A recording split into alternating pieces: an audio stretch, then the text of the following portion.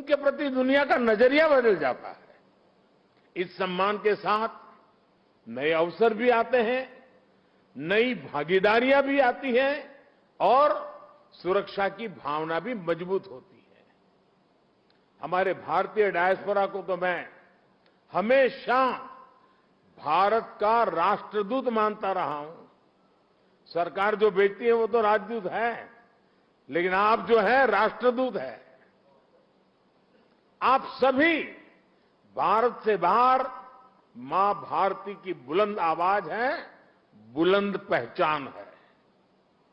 भारत की प्रगति देखकर आपका भी सीना चौड़ा होता है, आपका भी सिर गर्व से ऊंचा होता है।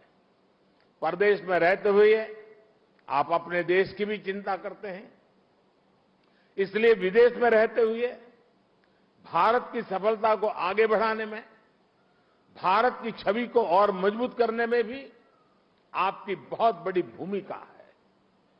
हम दुनिया में कहीं भी रहे, इंडिया फर्स्ट, राष्ट्र प्रथम हमारी पहली आस्था होनी चाहिए।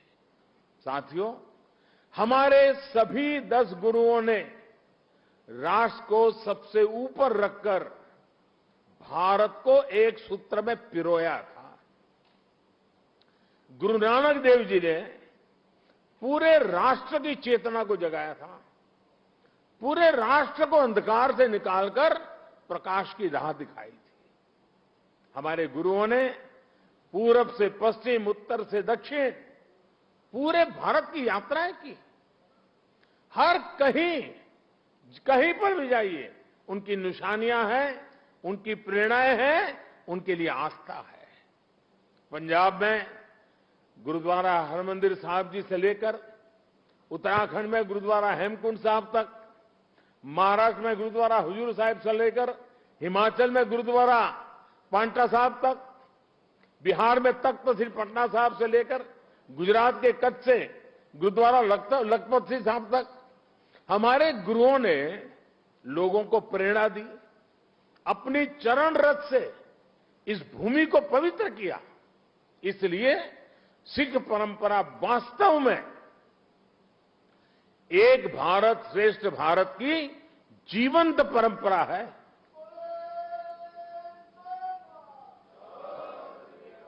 भाई और बहनों, आजादी की लड़ाई में और आजादी के बाद भी सिख समाज का देश के लिए जो योगदान है, उसके लिए पूरा भारत कृतज्ञता अनुभव करता है। महाराजा रणजीत सिंह का योगदान हो, अंग्रेजों के खिलाफ लड़ाई हो या जलियांवाला बाग हो, इनके बिना न भारत का इतिहास पूरा होता है, न हिंदुस्तान पूरा होता है। आज भी सीमा पर खड़े सिख सैनिकों के शौर्य से लेकर देश की अर्थव्यवस्था में सिख समाज की भागीदारी और सिख एनआरआई के योगदान तक, सिख समाज देश के साहस, देश का सामर्थ्य और देश के श्रम का पर्याय बना हुआ है। साथियों, आजादी का अमृत महोत्सव हमारे स्वतंत्रता संग्राम के साथ साथ हमारी संस्कृति और विरासत को सेलिब्रेट करने का भी अवसर है, क्योंकि आजादी के लिए भारत का संघर्ष केवल एक सीमित कालखंड की घटना नहीं है। इसके पीछे हजारों साल की चेतना और आदर्श जुड़ी थी। इसके पीछे आध्यात्मिक मूल्य और कितने ही तप त्याग जुड़े हुए थे। इसलिए आज देश जब एक तरफ आजादी का अमृत महोत्सव मनाता है, तो साथ ही लाल किले पर गुरु तेग बहादुर जी का 400वां प्रकाश पर्व भी मनाता है। श्री अकाल। गुरु तेग बहादुर जी के 400वें प्रकाश पर्व के पहले हमने गुरु नानक देव जी का 550वां प्रकाश पर्व भी पूरी श्रद्धा के साथ देश विदेश में मनाया था। गुरु गोविंद सिंह जी के 350वें प्रकाश पर्व का सौभाग्य भी हमें ही मिला था। साथियों, इसके साथ ही इसी कालखंड में करतारपुर साहिब कॉरिडोर का निर्माण भी हुआ। आज लाखों श्रद्धालुओं को वहां शीश नवाने का सौभाग्य मिल रहा है।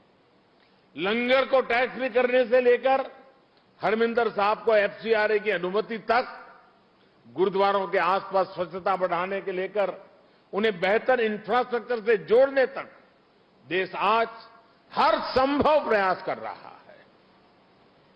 और मैं सतनाम जी का आभार व्यक्त करता हूं। उन्होंने जिस प्रकार से वीडियो को संकलित करके दिखाया, पता चल सकता है कि पूरी श्रद्धा के साथ हर क्षेत्र में किस प्रकार से काम हुआ है।